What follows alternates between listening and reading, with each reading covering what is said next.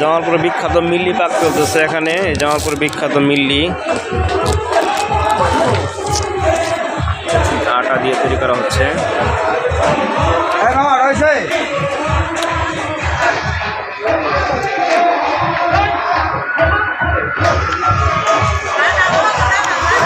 তা 3 মিনিট লাগবে।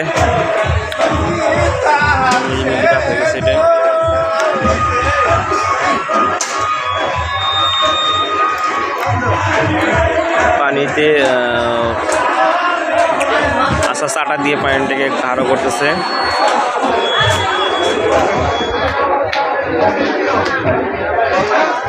গরু দিয়ে মশলা দিয়ে পানি দিয়ে প্রথমে করা হয়, তারপর আস্তে আস্তে আটা দিয়ে দিয়ে এটাকে ঘনত্ব করা হয় আর কি, যে পরিমাণে ঘন দরকার সেই পরিমাণে।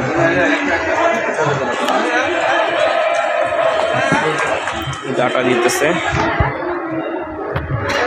এটা শেষ, নামিয়ে ফেলবে।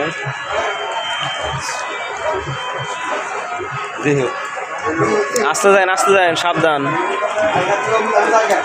2 দিন কারণ নাই লোক আরে সাহস, 2 দিন এত বড় টেস্ট কেন যাচ্ছে। আটা দিচ্ছে না, আটা কি ইয়ে হয়েছে, ঢিল হয়েছে দেখে দিচ্ছে নাকি? না তাহলে মিলি জানো এটা কি আটা? এটা ঘুরে চালে ঘুরে, ও এটা চাউলের ঘুরে, চাউলের ঘুরে প্রথমে দিচ্ছে না? না প্রথম চাউলের গুঁড়া দিয়ে তৈরি করছে না প্রথমে? না এই শুরু করলাম কেবল। তো মিল্লিতে কি দিচ্ছেন প্রথমে? পানি খালি শুধু পানি এই করে আটা দিবে মাত্র? হয় এই কেবল পানি, আর এই কেবল চালে পানি জাল হওয়ার পরে মশলা গুঁড়ো সিদ্ধ করার পরে তারপর দিলাম। এই এক বল আটাতে এই এক ডেক্সা? তাও তো হয় না, আরও লাগে 2 বল লাগে। 8-10 কেজি করে লাগতেছে এই এক ডেস্কা আটাতে। এক ডেস্কা কতটুকু? 1 কেজি? 10 কেজি লাগে। 1 কেজি এক ডেস্কাতে 10 কেজি আটা লাগে। পানি কত লিটার মতো আছে এটাতে? মেলা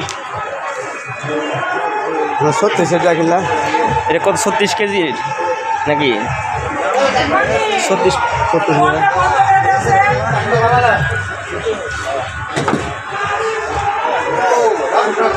কি 36 কেজি ডেক নাকি বলে?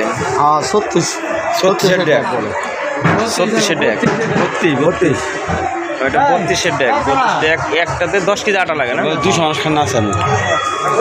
এক ডেস্কে 200 মানুষ খাবে? হ্যাঁ 200 মানুষ খাওয়ার মতো পাবো না।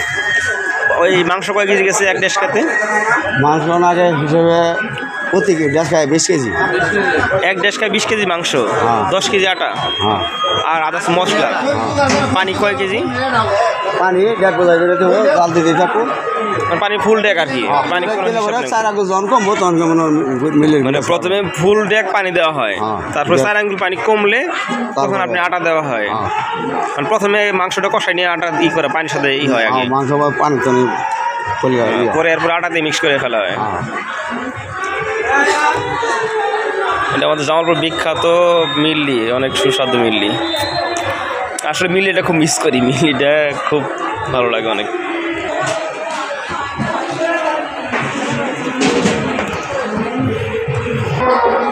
ঠিক আছে ভিউয়ার্স, ভালো থাকবেন। অনেক সুস্বাদু মিল্লি খাওয়া হচ্ছে আজকে। আল্লাহ হাফেজ।